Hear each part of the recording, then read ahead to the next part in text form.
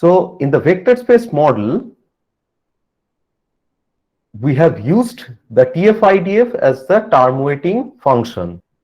We have discussed about 5 different approaches to set the weight of a term based on different normalization, different rareness factor. For example, we have used the IDF and so on. And so in the vector space model, there is a very crucial assumption that is called the independence assumption. Which is called the independence assumption, which is basically term independence.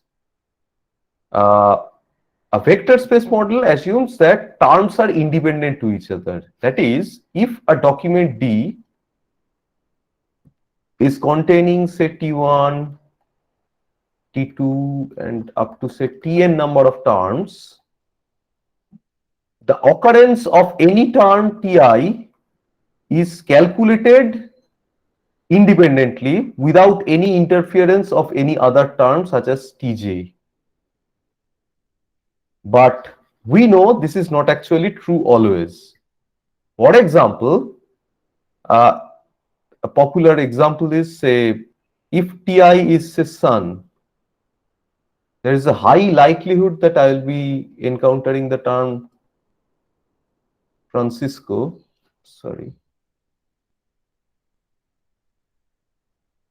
in the same document. Or if the term Ti is Hong, there is a high likelihood that I'll be encountering the term Kong in the same document. But these dependents are never considered in the vector space model. In vector space model, all these terms are considered independent to each other. That is, they are considered that the occurrence of a term is not dependent on any other term's occurrence, which is not actually true.